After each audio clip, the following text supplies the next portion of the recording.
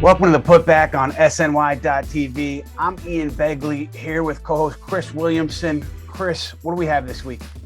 Well, Ian, the holiday season has finally arrived. We figured this would be a good time, good opportunity to give the floor to some of our followers, as well as a few SNY folks who have been working behind the scenes, and have you answer all of their burning questions about the New York Knicks. Our first question is from Rob Clark on Twitter. Is a Julius Randle trade a probability this season or next season? Where did the minutes for the kids come from moving forward with everyone healthy? Yeah, on Julius, anything's possible because there's no one, I think, on this roster that is untradeable. If you moved him, it would have to be for a number one, somebody like a face of the franchise type player, because you're married to Julius Randle for the next 4 seasons. You extended him. So if you're bringing somebody in and you're moving him out, it's got to be a top player.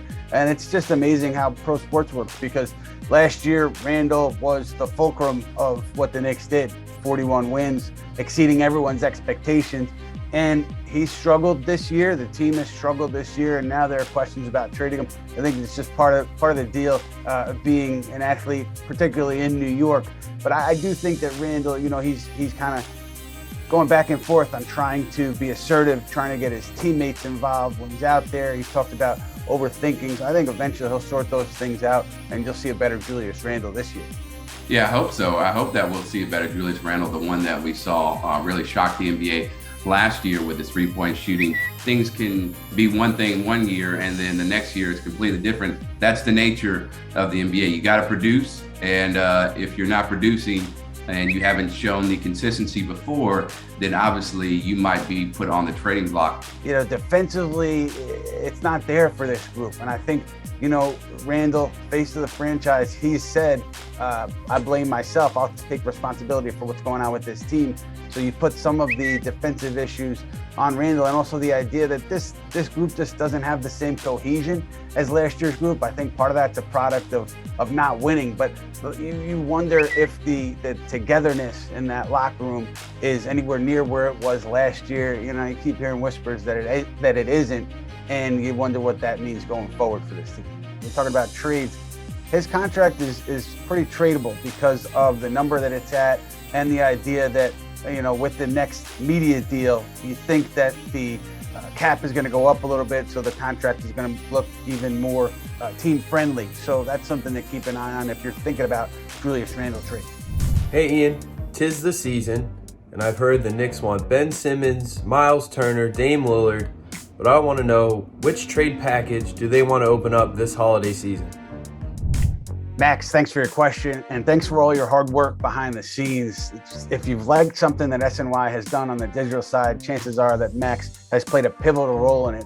I think in a perfect world, the Knicks are able to obtain a win-now player, a player that helps them immediately, but they don't have to get rid of all the future picks or young players that they have on this roster, all their draft capital to get that player. That's why I look at somebody like Miles Turner as a possibility for this club, because it seems to me that he can be acquired for something that's short of like a crazy package that you might have to put together for a superstar. So maybe there's a middle ground to be met between the Knicks, Pacers, and Miles Turner. We know that there are decision makers with the Knicks that see Turner as someone worth pursuing. But so much of what happens at the deadline depends on where this NBA season goes from here. There's so many variables here, so many unknowns. One for the Knicks is, what's their record going to be like as we approach early February? I think that's going to be a major piece in how they behave at the deadline. Sellers, buyers, stand pat. So a lot of questions to be answered before we get there.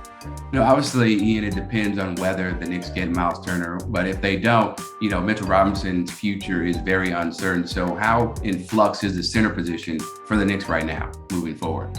Yeah, big picture, you look ahead to this offseason, it's certainly in flux. You have to make a decision on Mitchell Robinson, decide if you want to commit to him longer term, or if you're comfortable with him signing elsewhere, or if you could work a sign and trade. And I know that the Knicks kind of viewed this year as a trial for Mr. Robinson, a time that they could use to assess where he is and how they view his future. Both he and Nerlens Noel haven't been in top condition, top shape. Noel's been hurt. Robinson coming off that long rehab. So you haven't seen either player at their best, but certainly big picture, yes, center is a position where the Knicks are gonna have to make some decisions on in the future. And Alder Almo on Twitter, Ian, has a great question. How do GMs around the league view Kemba Walker, who finally got back in the rotation last Saturday in Boston and put up a season-high 29 points?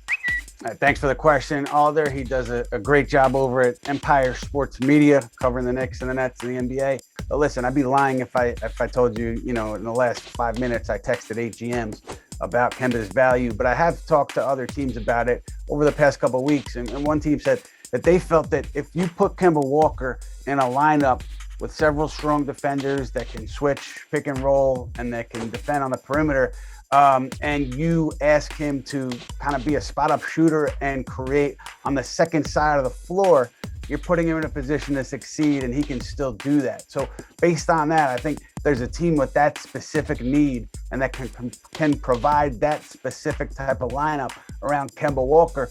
He has value.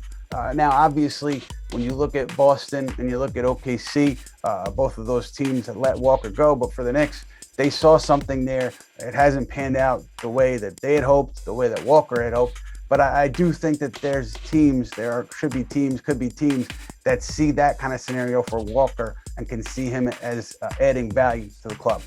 Hey Ian, I just had a question about these Knicks young guys. I mean, you got Toppin, you got Quickly, you got Grimes, you got McBride. I know they're in and out of the COVID list, but when he comes off it, do you think Deuce has earned a spot in Tibbs' rotation, or is that just some Christmas miracle I'm making up? Sam, thanks for your question. Just like with Max, thanks for everything you do behind the scenes. Again, if you've liked anything that the SNY digital team has produced, chances are Sam played a major role in it. To me, it comes down to what does Tom Thibodeau want to do with Alec Burks? Because at the point guard spot, you had Burks starting. If you do see Burks as your lead guard, then there's nowhere for him to slide in.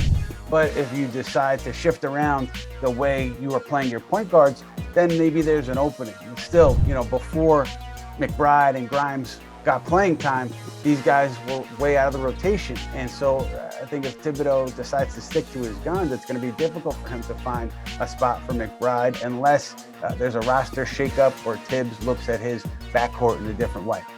So what would be the turning point for you, Ian, to see McBride and Quentin Grimes, but specifically McBride get more minutes and maybe even starter minutes? Does it depend on, how the season is going, or like you said, maybe a roster shakeup? Yeah, to me, it's about the Knicks deciding what to prioritize, winning or developing their younger players. And I can't see a scenario between now and, let's say, the trade deadline where they say, all right, winning is going to take a back seat to prioritizing our young guys, because I think they want to build off of that 41-win season last year. And if not, take a huge step forward, at least kind of stay in that same area where you're competitive and you can kind of pitch to free agents or disgruntled players looking for a new home, that you can come here and be a part of something that's trending in the right direction. And Ian, RJM on Twitter wants to know about the head coach. Is Tibbs on the hot seat if the Knicks miss the playoffs or even make the play-in round, or do they have too much invested in him, especially after they made the playoffs last year? The hot seat, I think, would come next year. If they missed the playoffs this year and if they got off to a slow start next year, that's when the seat would heat up. Because he won Coach of the Year last year. He delivered a playoff team to New York last year, his first season. So it would be, I think, a little short-sighted for the Knicks to let him go after this season if they do miss the playoffs, especially based on his body of work. But stranger things have happened in pro sports, and particularly with this club. And it's funny, you look at that Coach of the Year award, there have been some coaches to win Coach of the Year and then get let go. Tom Thibodeau and Leon Rose, team president, are very close. And I don't think Leon Rose would come into a situation here with the Knicks where he was going to be forced to fire his handpicked head coach after that head coach made the playoffs. And then, so you're talking about the next year being this year. I don't think he'd put himself in a situation like that. So that's another reason why I don't think Tom Thibodeau would be in any kind of a danger. Yeah, the fact that he overachieved and nobody in the NBA except for the Knicks saw it coming. You know, when Tom Thibodeau got hired, Ian, there was a lot of discussion about the workload he puts on his players during games and in practice. But we also heard that he learned from other coaches and other teams and saw how they conducted business. So have these changes really come into fruition, or is he still the same good old Tom Thibodeau?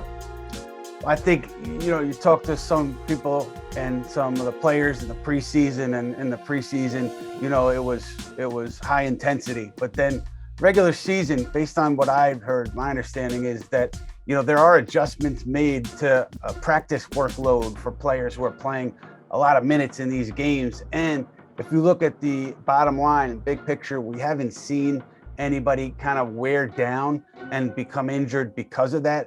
Hey Ian, Nicholas is gearing up for his first Christmas. There's been a lot of firsts around the house this year, including his first word, Obi.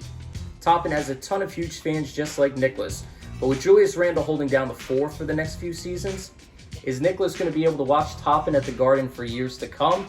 Or is he better off as a trade chip for a bigger star?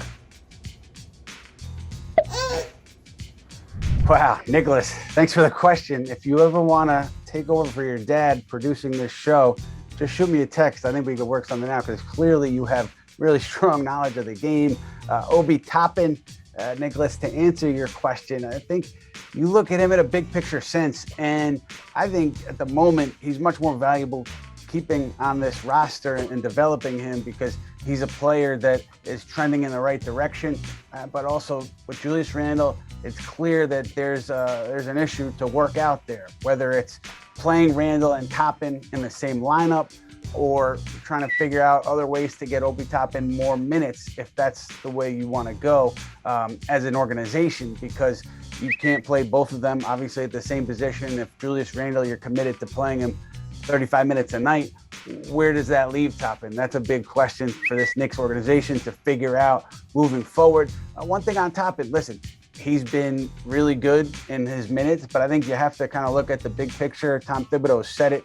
Fans probably don't like to hear it. He's trying to become a complete player, Obi Toppin. He's still in the middle, in that process, in the early stages of that process. So you look at his three-point shooting, you look at his rebounding, you look at his defense, and I think that he's got work to do there, just as any young player would. But I don't think it's as easy as let's play Obi Toppin 35 minutes and we're gonna, be a second-round playoff team, because there are still areas where Toppin is progressing as a player. Thanks for tuning in to this special holiday edition of the Putback. We'll be back shortly after the new year with our next episode. Thanks to everyone for tuning in all year long. We wish you and your families happy holidays and a happy and healthy new year. For Chris, I'm Ian, and we'll see you next year.